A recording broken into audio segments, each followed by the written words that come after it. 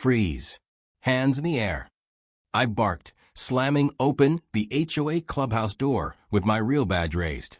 Karen, yes, the Karen, HOA president and tyrant of the neighborhood, was halfway through snatching an envelope of bribe money from a trembling homeowner.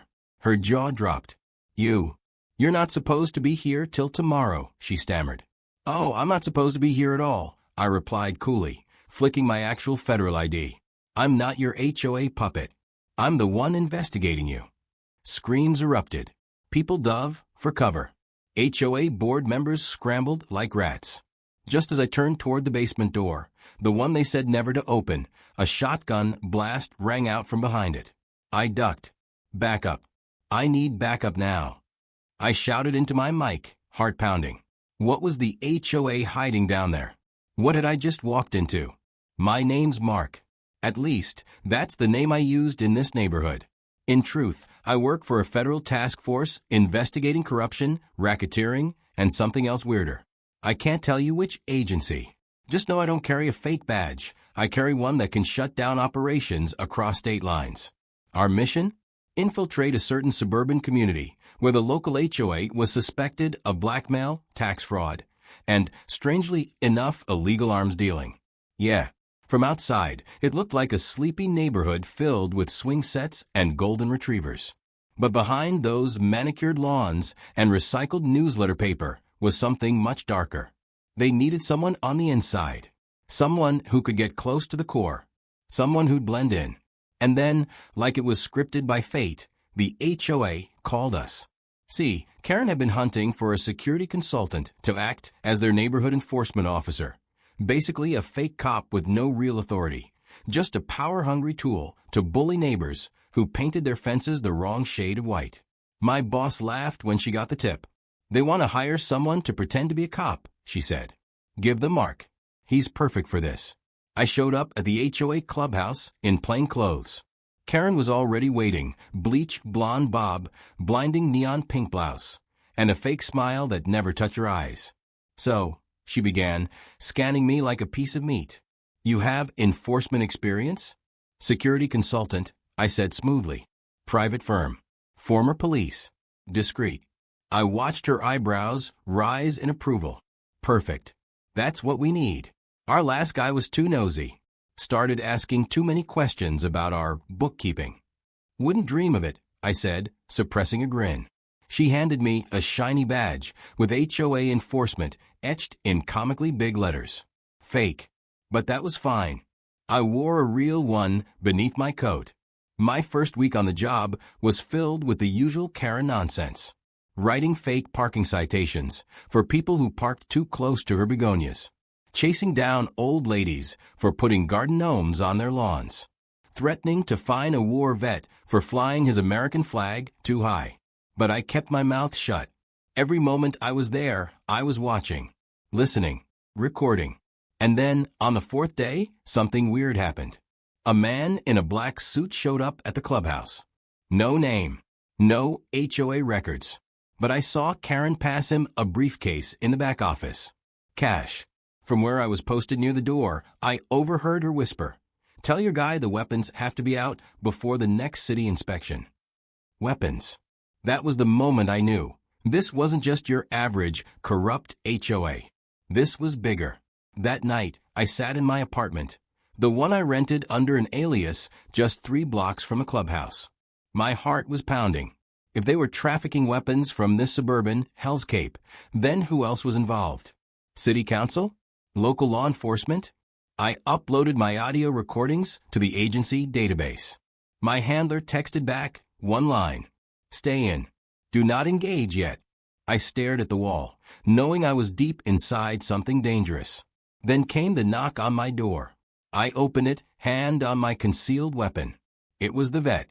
He looked terrified. They broke into my garage, he whispered. They took all my documents. They're saying I'm being evicted for hostile attitude. Who? I asked, playing dumb. Karen. The board. They're trying to ruin me. I nodded. I'll handle it. But inside, I was fuming. This HOA wasn't just corrupt. They were cruel.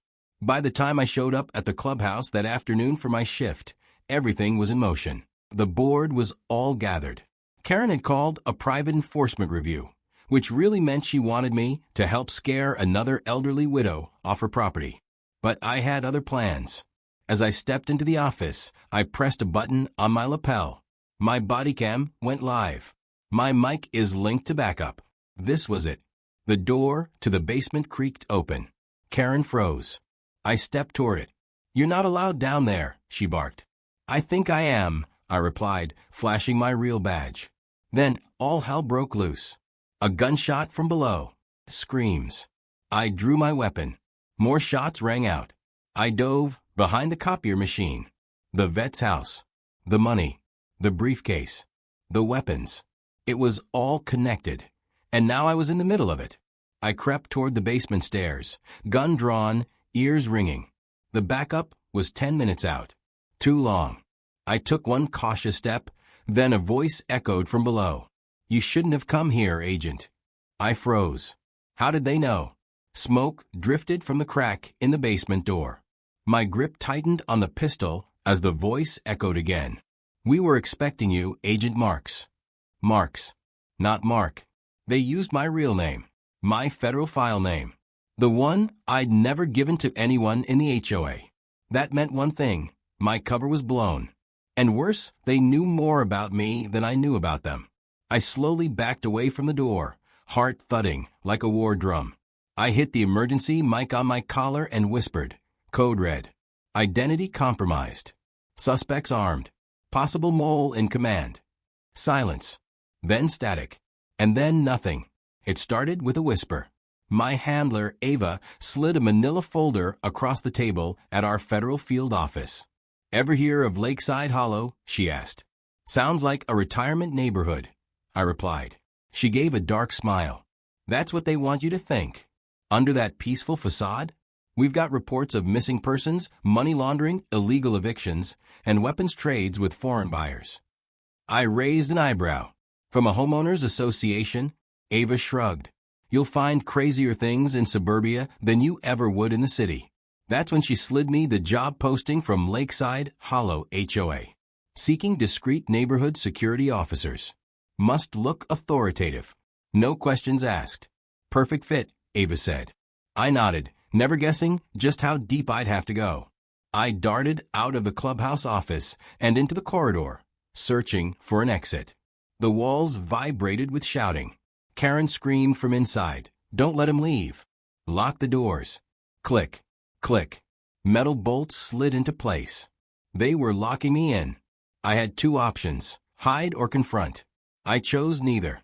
I went up. I scrambled to the second floor, kicked in the door to what looked like Karen's private suite, and bolted it behind me. Inside was a wall lined with file cabinets, a safe, and a computer that was still logged in. Jackpot. I yanked a flash drive from my pocket and plugged it in. My fingers flew across the keyboard. Email logs, transaction records, security footage, passwords. And then something caught my eye. A video file, titled, Mark Arrival Surveillance. I clicked it. My blood ran cold. It was footage of me, getting out of my fake car, walking to my fake apartment, checking in under my alias. The video was time-stamped 3 hours before I'd ever set foot in the neighborhood. They'd been watching me before I arrived. I sat there, staring at the screen, unable to breathe. Who gave me up? Was it Ava? No. She had worked with me for years. She was clean. She had to be. But someone at HQ had leaked my assignment. My name. My real face. Which meant this HOA had access to classified government systems. Or someone on the inside. I ripped the flash drive out and stuffed it in my jacket. Suddenly, crash. The office door burst open. I turned just as a figure in a ski mask lunged at me, swinging a baton. We grappled. I landed a solid punch to his jaw, sending him crashing into a bookshelf. He groaned. His mask slipped. It was Brad, one of the smiling HOA volunteers who handed out lemonade at every meeting. Brad had also been the one to hand me the HOA uniform. You should have just written tickets, he growled, lunging again.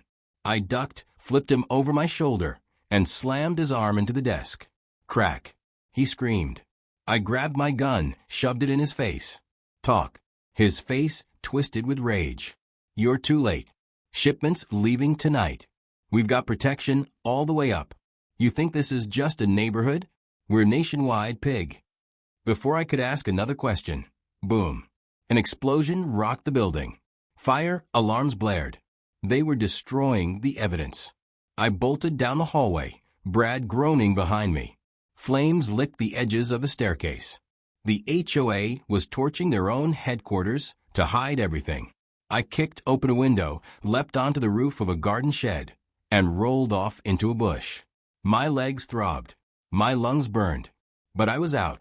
Smoke poured from the building as the sound of sirens approached in the distance. I reached into my jacket and gripped the flash drive. Everything I needed, names, documents, accounts, footage, it was all here. But they knew. They knew who I was. And now they'd vanish unless I acted fast. Just as I limped away from the burning clubhouse, a car screeched to a halt beside me. A black SUV. Tinted windows. Government plates. I froze. The window rolled down. Ava. But her eyes weren't filled with relief. They were ice cold. Get in, Mark. We need to talk. Now. Something was wrong. Very wrong. The black SUV door slammed shut behind me. I barely had time to buckle up before Ava sped off, tires screeching as we tore down the narrow neighborhood road. I turned to her, panting. The HOA, they knew my real name. They knew before I even got here. I know, Ava said, eyes locked on the road. You know. My stomach twisted. Why the hell didn't you warn me? She didn't answer. Her fingers gripped the steering wheel tighter. Ava, talk to me. Was there a leak at the agency? She finally glanced at me, and that's when I saw it. The hesitation, the guilt, and something far worse, fear. I didn't think it was this deep, she muttered. They didn't just hack a system, Mark. They've got someone inside. Possibly more than one. My heart dropped. They're calling themselves the Civic Order now, she continued. Started with HOA boards. Now they're infiltrating local government law enforcement utility boards. They have influence in places we can't even trace. And they hired me as their fake cop, I said bitterly. They were testing me. Ava nodded slowly. And you passed. That's the problem. We pulled into an old storage facility on the edge of the county, disguised, of course, as Dave's Discount Furniture. The metal shutters groaned open. Inside was a makeshift ops center with blinking servers, walls of screens, surveillance equipment, and a heavily armed man in tactical gear cleaning a rifle. Mark, Ava said, meet Ray. He's your new partner. Ray didn't smile. I heard you survived the clubhouse fire. Nice work. I looked around. What is this place? Ava exhaled. It was supposed to be temporary. A side op. But after today, we're going full deployment. She walked over to a screen and pulled up a map. Hundreds of little red dots scattered across the U.S. Each dot, she said, is a neighborhood where we suspect the Civic Order is embedded. I stepped closer. Lakeside Hollow wasn't the only one. It was just the beginning. Back in week 1, Karen had asked me to escort a homeowner who had missed 3 HOA meetings. Her name was Miss Linda, an elderly retired teacher who liked to paint sunflowers on her fence. They claimed she was a risk. They told me to issue a final violation warning. I didn't do it. Instead, I brought her cookies and told her to take care. That night, Karen confronted me. You didn't follow protocol, she said, lips thin as blades. I shrugged it off. But now, I knew. That moment was their test. And they realized I wasn't one of them. Ray slapped a folder on the desk. Shipments moving in 4 hours. Southbound. We traced one of the briefcases from the clubhouse fire to a warehouse 2 counties over. What's inside? I asked. Not just guns. Documents. ID printers. Voter registration overrides. Property title forgeries. Ava added, they're planning something bigger. Something tied to the next election cycle. This isn't about neighborhood power anymore, it's national. I stared at the floor, the weight sinking in. Then we need to intercept that shipment. Ray shook his head. Too risky. We don't have full tactical support yet. Best move is to let it move, track it, and and build a bigger case. I stood up. No. They already know who I am. If we wait, they'll vanish again. I reached into my jacket and slammed the flash drive onto the table. This isn't enough. We need them in cuffs. Ray stared at me. Then Ava nodded. We go in. Just us three. Quiet. Clean. Fast. Midnight. We parked a block from the warehouse. No lights. No movement. Just the hum of crickets and the occasional bark of a stray dog in the distance. Ray was on overwatch from a rooftop. Ava and I moved in on foot. The door was cracked open. Inside, rows of crates. Some labeled agricultural supplies. Others had no markings. We crept through the shadows. I popped open a crate. Inside, military-grade weapons. Ava motioned me over to another crate. This one held printed IDs. Stacks of them. Mayors. School board members. State inspectors. HOA presidents. Each ID had a different face, but the same emblem. A small silver triangle inside a circle. The symbol of the civic order. Then came the noise. Footsteps. Voices. We ducked behind crates as a group of men entered, carrying what looked like sealed barrels. Shipment ready? One asked. Yeah, but the boss said to torch it if anything feels off. My heart jumped. They were ready to burn everything at the first sign of trouble.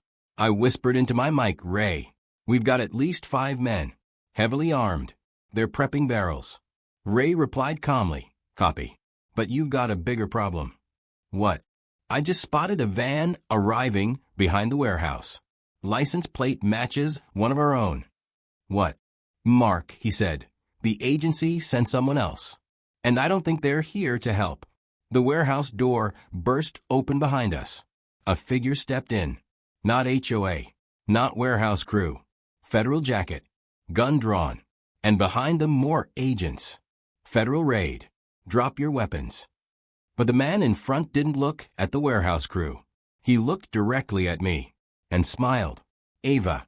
Mark. You've been reassigned. Ava's eyes widened. Don't trust him, she hissed. That man was fired 2 years ago for leaking intel. Then what is he doing here? I asked.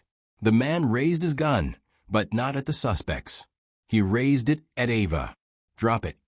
I shouted, my Glock pointed square at the fake federal. But he didn't flinch. Ava was frozen beside me, eyes locked on the barrel, aimed straight at her chest. I don't want to shoot you, Ava, the man said calmly. But if you take one more step, I will. Agent Daniels, she muttered, barely above a whisper. You're supposed to be dead. Not dead, he smirked. Just repurposed. He slowly pulled out his ID badge, not a federal one this time, but a black card with a silver triangle inside a circle. The civic order. Ray's voice came through our earpieces. Mark. Ava. You're compromised. Get out now. But it was too late. Daniels snapped his fingers. From the shadows, 3 more civic order operatives emerged, dressed like feds, but armed like mercenaries. They didn't shout. They didn't give warnings. They came for us. Ava kicked the nearest crate, sending a cloud of dust into the air as she dove behind it, drawing her weapon. I opened fire, tagging one of the operatives in the shoulder. He went down, groaning. The others returned fire, bullets zipping over our heads as we scrambled for cover. Daniels ducked behind a forklift, barking orders like he ran the place.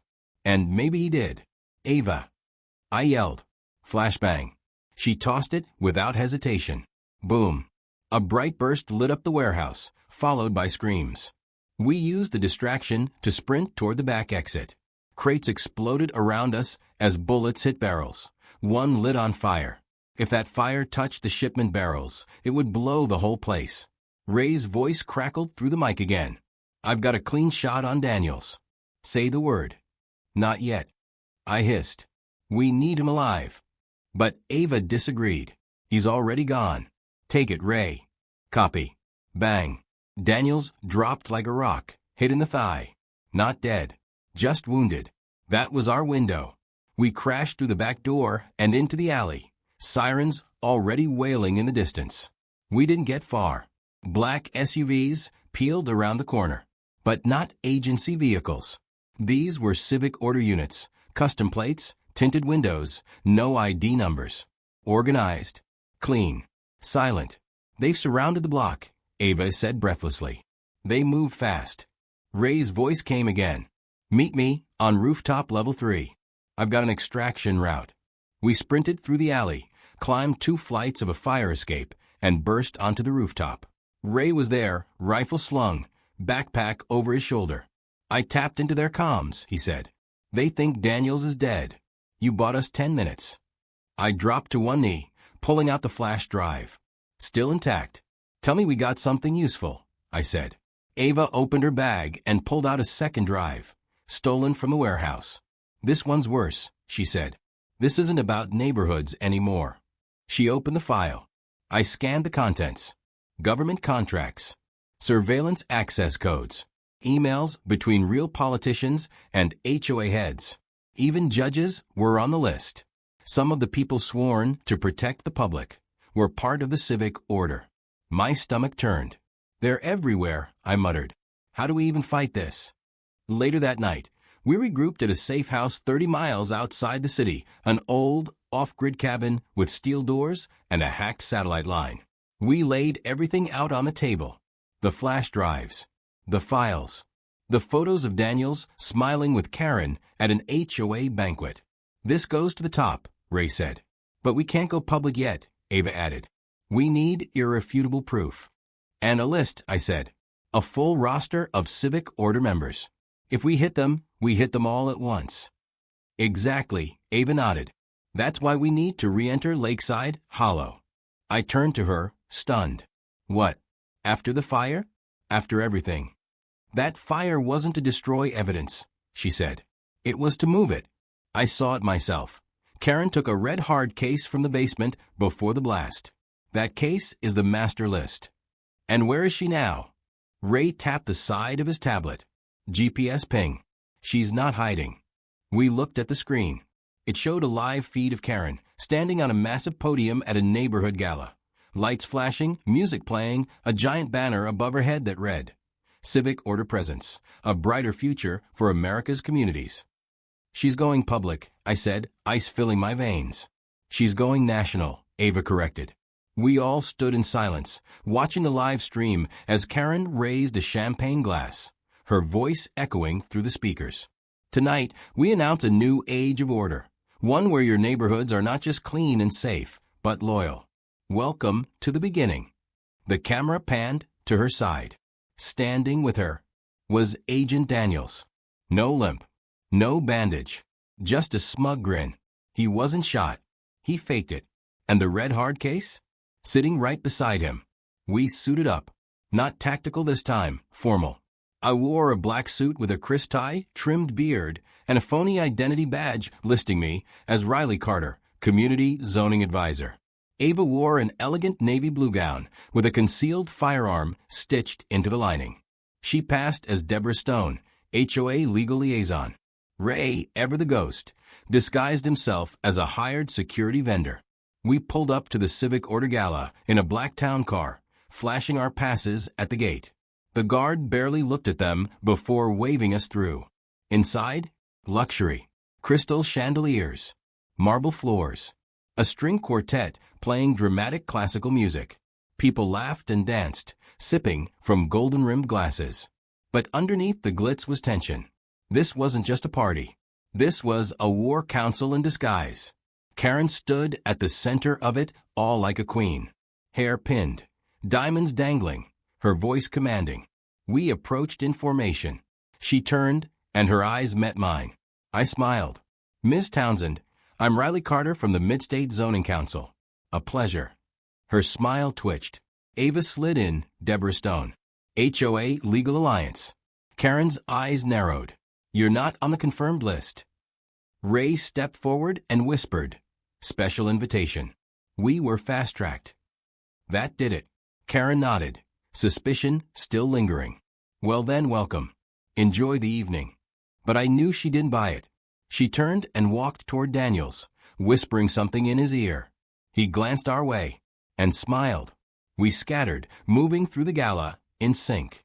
Ray tapped into the camera grid using a transmitter clipped to a waiter's tray.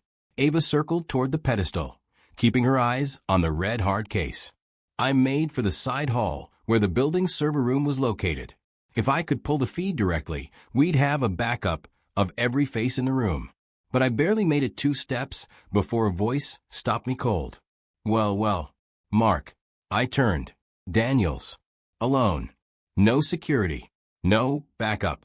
Just him, and a pistol tucked under his jacket. I should have known you'd show, he said. Could say the same about you, I replied. You still don't get it, do you? He said, stepping closer. This isn't about power. This is about order. We clean up what the government forgot. We protect communities. Control is security. By forging IDs? By laundering cash?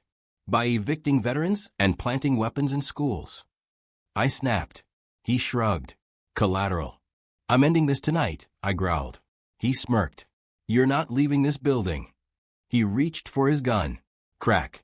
A glass shattered next to his head. Ray, from a balcony above, sniper rifle aimed, headset on. Next shot's your ear, Daniels. Drop it. Daniels froze. But he didn't run. He just smiled again. You really think this party ends with you storming the stage and grabbing a briefcase? Then he pulled something from his pocket. A detonator. My heart skipped. No. He pressed the button. A vibration rippled through the floor. The pedestal behind Karen began to descend, sinking slowly into a trapdoor beneath the stage. The list's already gone, Daniel said. We moved it 20 minutes ago. This was a test. And you just failed. Alarms blared. Guests screamed. Daniels ducked. Karen shouted, lock the doors. Security surged into the ballroom.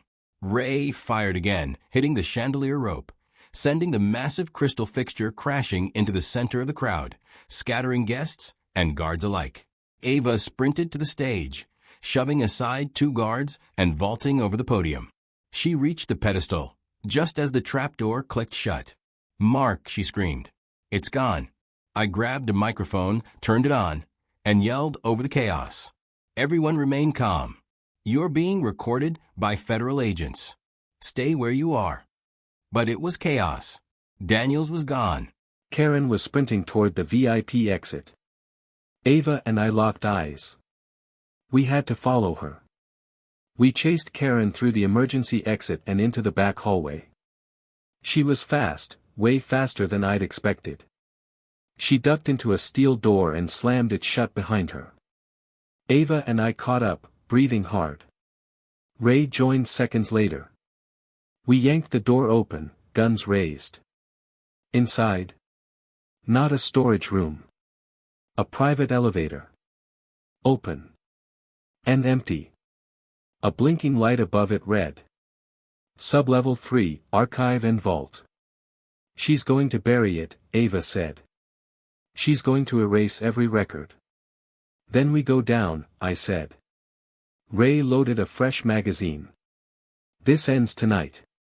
The elevator doors began to close. We jumped in just in time. As the doors slid shut and the elevator began to descend, I whispered.